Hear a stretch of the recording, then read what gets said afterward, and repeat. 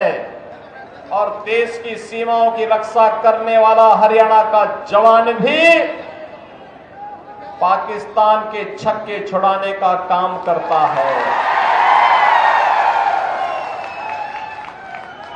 ऐसे धरती पर आने पर गौरव की अनुभूति तो होगी। बहनों और भाइयों, मैं भी मर्यादा पुरुषोत्तम प्रभु श्री राम की पावन धरा अयोध्या धाम की धरती उत्तर प्रदेश से आपके बीच में आया हूं। अभी जैसे मैं आया, यहां पे राम दरबार के दर्शन मुझे सामने सामने हो गए। छोटे छोटे बच्चे, कोई राम के वेशभूषा में, कोई लक्ष्मण की, कोई माता सीता की, कोई हनुमान जी के, ये सबके वेशभूषा में, कोई गुरु वशिष्ठ के वेशभूषा में, लेकिन कोई रावण के वेशभूषा में नहीं था। लगता है आपने तय कर लिया कि रावण, मेघनाथ और कुंभकर्ण की वेशभूषा में केवल कांग्रेस के लोगों को रहना चाहिए। बहनों और भाइयों, अयोध्या में 500 वर्षों का इंतजार समाप्त हुआ। अब अयोध्या में 500 वर्षों के बाद रामलला फिर से विराजमान हो गए हैं। जिस कांग्रेस ने अयोध्या में राम मंदिर के मार्ग में बाधाएं खड़ी की, जब पूरी दुनिया प्रफुल्लित है, उत्साहित है, तब कांग्रेस के ये बदनसीब नेता आज घड़ियाली आंसू बहा रहे हैं, कह रहे हैं कि अयोध्या में 22 जनवरी के फंक्शन में इतना भव्य फंक्शन क्यों हो गया। बताओ, हमारे प्रभु 500 वर्षों के बाद अपनी जन्मभूमि पर विराजमान हो रहे हैं। पूरा देश प्रफुल्लित है, पूरी दुनिया प्रफुल्लित है, लेकिन कांग्रेस के बदनसीब नेता आज भी इसको अच्छा नहीं मानते हुए आज भी घड़ियाली आंसू बहा रहे हैं। बहनों और भाइयों, जिनको अपनी धर्म और संस्कृति पर गौरव की अनुभूति न होती हो, जो भारत की परंपरा पर गौरव की अनुभूति न कर सकते हो, दुर्भाग्य से 1947 में उन हाथों में देश की बागडोर आने के बाद जो ड्रेल शुरू हुआ था, वह पहले अटल बिहारी वाजपेयी जी ने और फिर प्रधानमंत्री मोदी जी ने उसको संभाल करके आज एक नए भारत का दर्शन हमें करा दिया है। याद करिए 2014 में मोदी जी प्रधानमंत्री बने, 17 में उत्तर प्रदेश में भाजपा की सरकार बनी, डबल इंजन की भाजपा की सरकार। मात्र जो काम कांग्रेस 60-65 वर्षों में नहीं कर पाई, भारतीय जनता पार्टी की सरकार ने मात्र 2 वर्ष में वह 500 वर्षों की समस्या का समाधान करके अयोध्या में रामलला का विराजमान करवा दिया।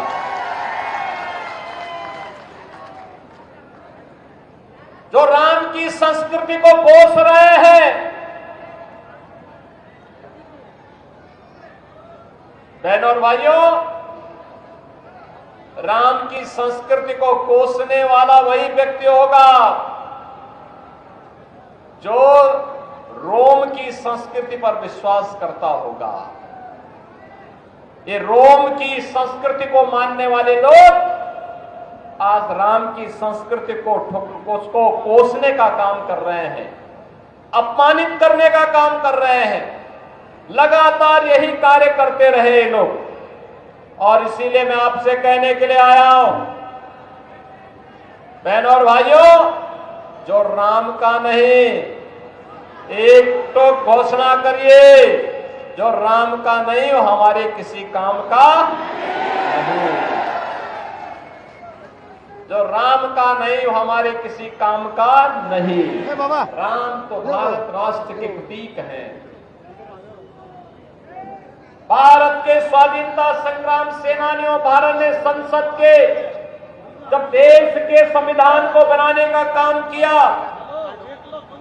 तो संविधान में जो मूल प्रति है उस मूल प्रति में पुष्पक विमान से भगवान राम का, माता जानकी, लक्ष्मण जी, हनुमान जी के साथ अयोध्या आगमन का चित्र आज भी बना हुआ है।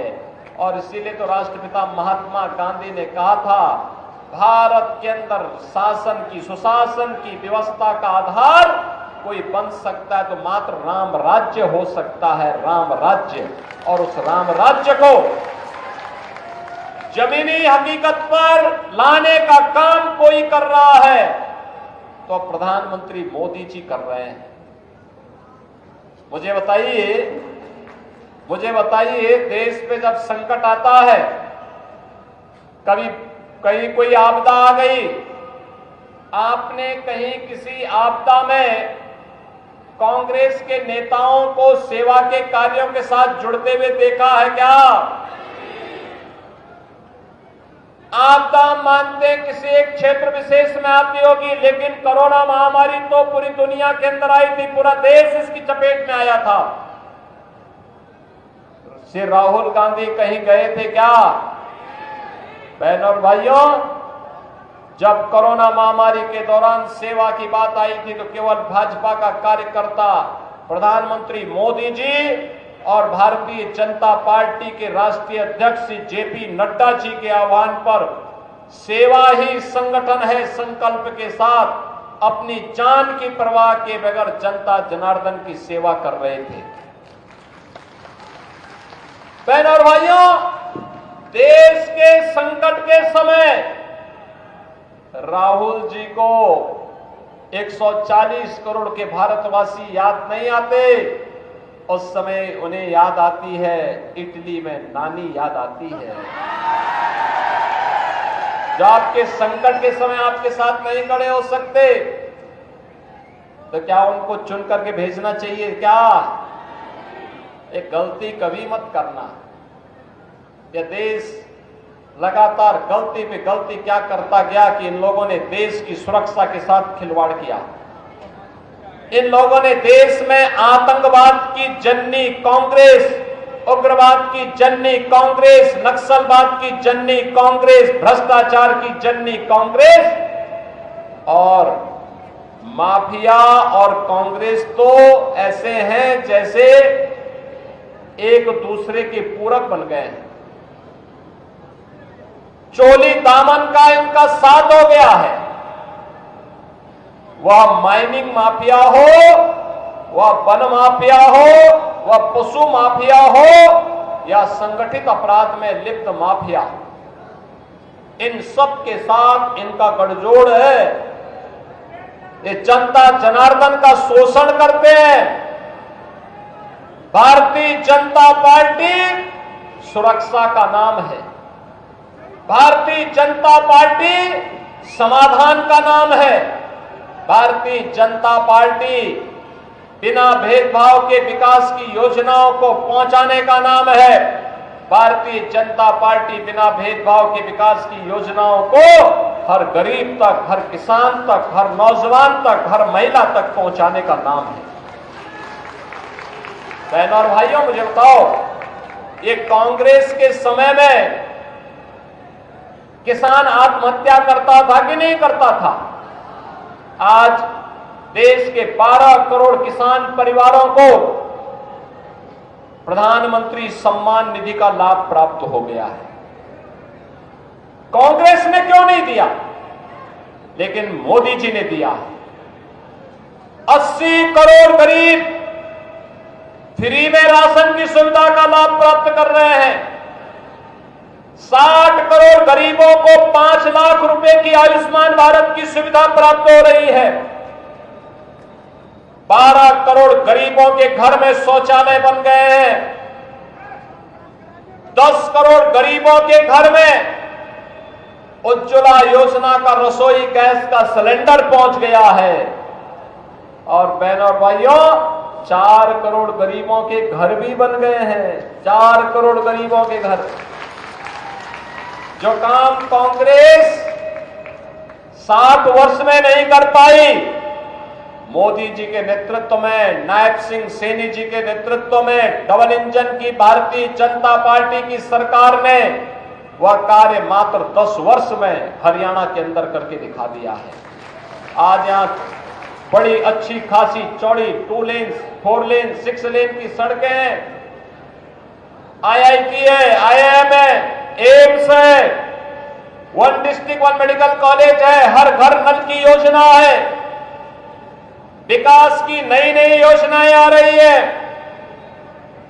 उद्योग आ रहे हैं, निवेश आ रहे हैं, नौजवानों के लिए नौकरी है, किसानों के लिए तमाम प्रकार की सौगात है। बहनों और भाइयों, ये काम आखिर कांग्रेस क्यों नहीं कर रही थी? कांग्रेस को अराजकता और व्यवस्था फैलाने से ही फुर्सत नहीं थी।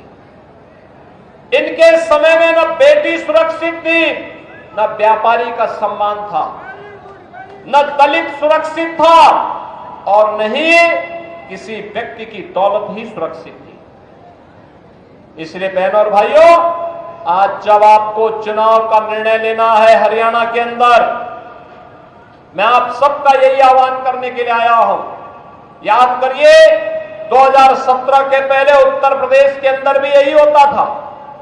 गुंडागर्दी चरम पे थी, अराजकता थी, अब तीसरे दिन तक का होता था, बेटी सुरक्षित नहीं थी,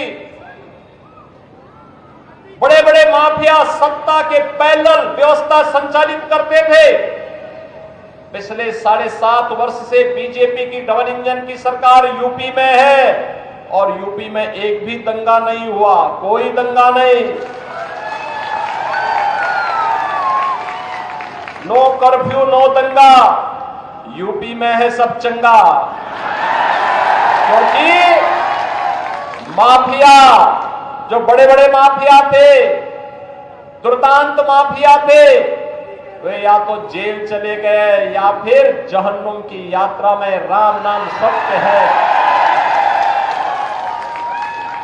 और इसीलिए आज मैं आपसे कहने के लिए आया हूं, यह कार्य केवल बीजेपी करेगी, सुरक्षा प्रदान करने का, बिना भेदभाव की सुरक्षा, बिना भेदभाव के सम्मान, बिना भेदभाव की गरीब कल्याणकारी योजनाएं और बिना भेदभाव के अयोध्या में राम मंदिर का निर्माण हो गया है। हर धर्म स्थल को, उसके आध्यात्मिक वैभव को पुनर्स्थापित करने का काम भारतीय जनता पार्टी कर रही है। विरासत और विकास की योजना को एक साथ कोई ले जा सकता है तो केवल भाजपा ले जा सकती है। कांग्रेस के लोग तो विरासत जब बात करते हैं तो इन्हें भारत नहीं, राम नहीं, इन्हें रोम और इटली याद आता है। ये जाए ना वहीं पे, ये वहीं की चर्चा करें। वोट यहां से क्यों मांगने के लिए आए? हरियाणा और झांसी से या हिसार से क्यों वोट मांगने के लिए आए हैं? वहीं से वोट मांगे। और इसीलिए मैं आप सबसे अपील करूंगा, हिसार वासियों से अपील करूंगा, ये डबल इंजन सरकार की ताकत को समझ करके हरियाणा को धाकड़ हरियाणा बनाने के लिए फिर से हमें मिलकर के काम करना होगा। और इसके लिए भारतीय जनता पार्टी ने श्री विनोद प्याला जी को आपका प्रत्याशी बना करके आपके बीच में उतारा है। विनोद जी को चुनाव जिता करके भेजेंगे। 5 अक्टूबर को जब चुनाव होगा तब शारदीय नवरात्रि की आदि शक्ति मां भगवती दुर्गा के पूजन का तीसरी तिथि होगी।